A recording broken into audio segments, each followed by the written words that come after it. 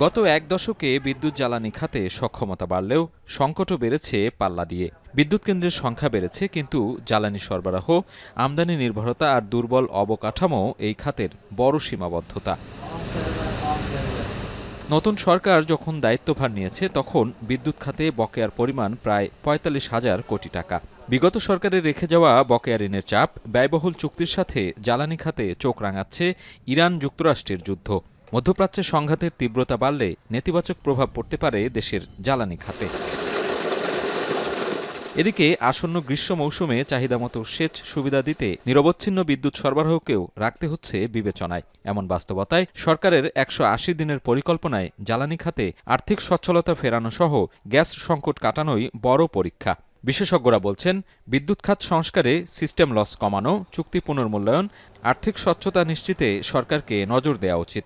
আদানির চুক্তি সহ সকল চুক্তি দুর্নীতির মাধ্যমে কৃত চুক্তি বাতিল করতে পারবে এবং অতিরিক্ত ব্যয় নেগোসিয়েশন করে বাধ্যতামূলকভাবে তা যৌক্তিক করতে পারবে। এসব করার সুযোগ উন্মুক্ত হবে আইনের দৃষ্টিতে। যে অতি উচ্চ মূল্যে যে বিদ্যুৎ উৎপাদন, তরল জ্বালানি ভিত্তিক, ফার্নেসে ডিজেল ভিত্তিক, এইসব বিদ্যুৎ কিন্তু বন্ধ করে দিতে হবে। এদিকে শিল্প খাতে জ্বালানি সংকট কাটাতে এলপিজি আমদানি অব্যাহত রাখা ও সংরক্ষণ প্রক্রিয়া ত্বরান্বিত করতে এই খাতে অর্থ বরাদ্দ বাড়ানো ও খরচের ক্ষেত্রে জবাবদিহিতা নিশ্চিতের তাগিদ বিশেষজ্ঞদের। অলরেডি আমরা দেখেছি এটা আওয়ামী লীগের আমলেই এই সমস্যাটা প্রকট হয়ে উঠেছে। তখন থেকেই তারা যতখানি ইম্পোর্ট করা দরকার করতে পারে নাই। ইন্টারিম গভর্নমেন্টে তো বেশিরভাগ জিনিস বন্ধই রেখেছে। শিল্প ম্যানেজ করতে গেলে অনেক রকম সমস্যা আছে। তারা তো কয়লা ব্যবহার করতে পারে না, তারা অবশ্য এলপিজি ব্যবহার করতে পারে। তাহলে এলপিজির সাপ্লাইটাকে সরকারকে কমপ্লিটলি ঠিক রাখতে হবে।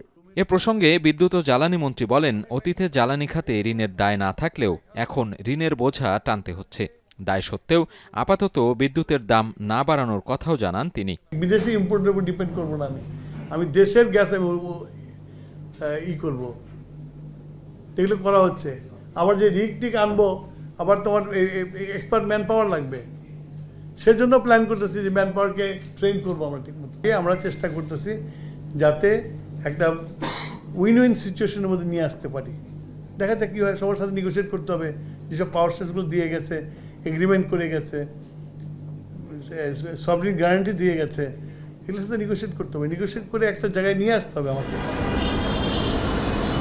সরকারের কর্মপরিকল্পনায় বিদ্যুতের অপচয় রোধ, চলমান গ্যাস সংকট দূর করতে কূপ খনন ও বিগত সরকারের করা চুক্তি পুনর্বিবেচনা সহ এই খাতে শৃঙ্খলা ফেরানোর আশ্বাস দেন জ্বালানি মন্ত্রী।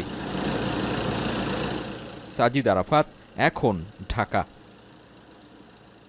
লিলি আল্ট্রাসফট সিরাম জেল, যা গভীর থেকে স্কিনে দেয় 3 গুণ সিরাম হাইড্রেশন। সিরাম জেল হাইড্রেশনে ব্রাইট থাকো সব সিজনে।